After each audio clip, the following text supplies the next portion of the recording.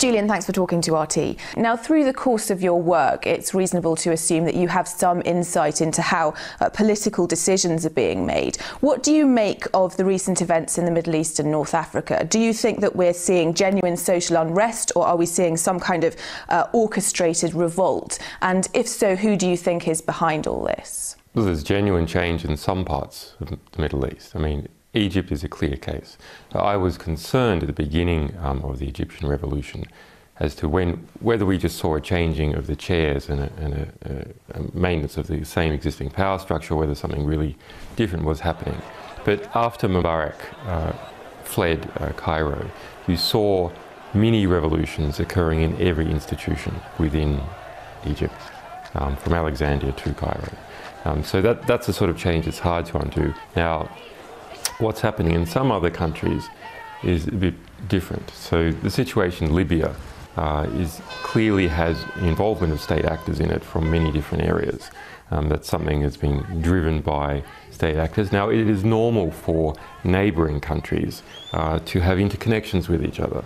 The activists in different countries, families in different countries, businesses in different countries, and the states from neighbouring countries. That's normal. When outside forces from very, very far-flung countries start to take an aggressive role in a regional affair, then we have to look a bit more and say that what's going on is not normal.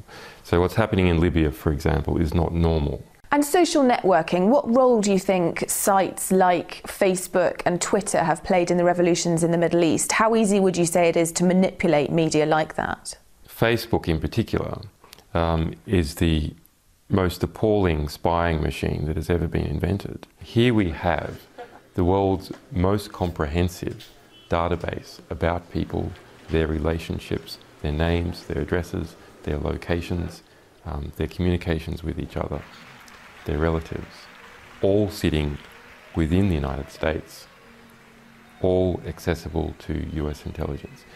Facebook, Google, Yahoo, all these major US organizations have built-in interfaces for US intelligence.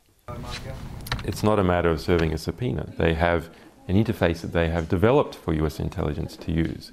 Now, is it the case that Facebook is actually run by US intelligence? No, it's not like that. It's simply that US intelligence is able to bring to bear legal and political pressure to them, and it's costly for them to hand out records and one by one, so they have automated the process. Everyone should understand that when they add their friends to Facebook, they are doing free work for United States intelligence agencies in building this database for them. Let's talk about other latest sort of WikiLeaks cables that have been released. They show the UK as a haven for extremism, with at least 35 Guantanamo detainees having at least passed through the UK. Is the UK still a haven for terrorists? I don't know if it's still been a haven for terrorists, but it is certainly a haven for oligarchs and former regime dictators that have come here. I mean, you remember the famous Pinochet trial for the extradition of Pinochet from the UK, which the Thatcher resisted, incredibly using a lawyer that is involved in trying to extradite me from the United Kingdom. Now, part of that is perhaps good. It's an example of true liberalism in the United Kingdom. Everyone come here, we'll protect you. On the other hand, there does seem to be a disconnect between, is it really supporting free speech activists like me who come to the UK, but on the other hand, it is supporting people like sons of Gaddafi. And the Guantanamo information, why has WikiLeaks released it now? I mean, it seems sort of to be after the fact. Is it because Obama has recently announced his re-election campaign, and obviously closing Guantanamo was one of his main election promises? Well, there's a number of reasons why we've released it now. The primary one is that we are a small organisation, a very committed one, and last year we came under extraordinary attack. All these things continue to go on, and so they really dampen down our ability to move quickly and publish quickly. The timing is good. Obama has given up on closing Guantanamo. and has decided to reopen the trial process. And we now have a situation where even the Obama administration says that 48 of these people still in Guantanamo are completely innocent and that they should be sent somewhere, and they're not being sent somewhere. So completely innocent people incarcerated for years and years and years, no trial and no hope of relief. No country will agree to house them, including the United States, but the United States has made them its problem. The United States was involved in rounding up these innocent people, setting up a process that was from the very beginning corrupt. There's a reason why they're in Guantanamo and not on the US mainland and not in an allied country. And that reason was to hide them and keep them outside of the law. Just like you have Caribbean islands engaged in money laundering, the United States was engaged in people laundering. Let's move on and talk about your media partners, one of which is The Guardian, with whom you're now involved in a dispute, but you chose them as your primary English language partner for distributing the WikiLeaks cables. And now Guardian journalists have published this book on WikiLeaks, which you say is an attack on you. How would you describe, following that, the Guardian's stance on whistleblowing and media freedom in general? You know, they are a publishing organisation, so of course they want as much right for them to publish as possible. That's a natural self-interest. What they have done with this cable cooking, in this incredible redaction, over-redaction of cables, is they have pushed the right of the people to know at the very, very edge. And what they're concerned about is any possible attack on them. But we have seen this sort of abuse of the material that we have provided several times. And the Guardian is the worst offender, but we saw it also by the New York Times. The New York Times redacted a 62-page cable down to 2 paragraphs. And this is completely against the agreement that we originally set up with them on November the 1st last year.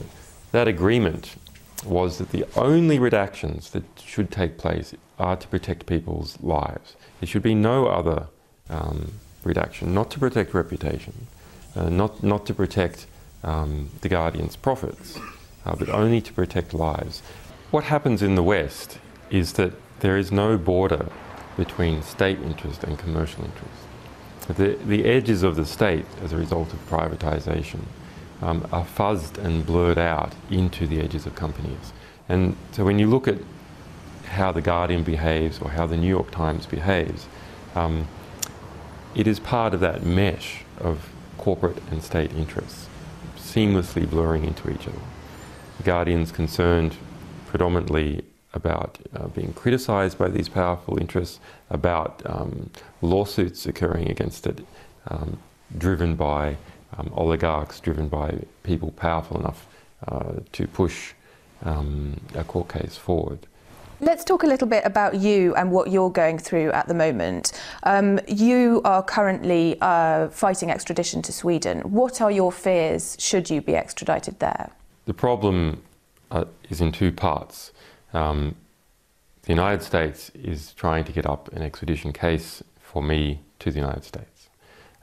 Just today we see a new subpoena coming out of the secret grand jury that is operating in Alexandria, Virginia. It is trying to get up this espionage case against us. It is building that case, and in whatever country I am in, once it decides to indict, they will try to extradite me from that country. And possibly not just me, possibly our other staff. The other problem with the Swedish extradition is that the process itself has been corrupted. So it was corrupted from the very beginning, and we've seen corruption in the Swedish media, we've seen all sorts of strange actions in relation to how this case has progressed. What message do you think it would send to the world if the UK did turn around, almost unexpectedly at this point it seems, and refuse to extradite you? Well, it depends on to which country. So here's the sort of calculation that's going on in the United Kingdom. The United Kingdom wants to keep, at the various levels, wants to keep its good relationship with the United States. So if the UK was to reject the US extradition order, that would pose terrible problems for it. Similarly, if it was to reject the Swedish extradition order, that would pose problems for it, because it would look like it was seeking to harbour me. And this is the sort of difficult situation that Afghanistan faced, where it appeared that it was harbouring bin Laden, and as a result there was an aggressive response. So any country which appears to be harbouring us, as the United States is trying to conduct its aggressive response, faces political pressures. If the United Kingdom does attempt to extradite me to the United States, then it faces a difficult position politically, which is the bulk of the people in the United Kingdom support us. And finally, Julian, who do you consider to be your number one enemy? Well, our number one enemy is ignorance.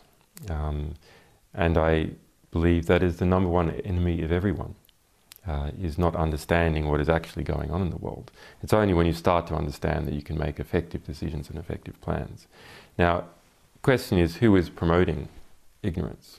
Well, those organisations that try to keep things secret, and those organisations which distort true information to make it false or misrepresentative. In this latter category, it is bad media. It really is my opinion that the media in general are so bad, we would have to question whether the world wouldn't be better off without them altogether. They're so distortive to how the world actually is, that the result is we see wars and we see corrupt governments continue on. One of the hopeful things that I've discovered is that nearly every war that has started in the past 50 years has been a result of media lies. And the media could have stopped it if they had searched deep enough. If they hadn't reprinted government propaganda, they could have stopped it. But what does that mean? Well, that means basically populations don't like wars. And populations have to be fooled into wars. Populations don't willingly and with open eyes go into a war. So if we have a good media environment, then we'll also have a peaceful environment. Julian Assange, thank you very much.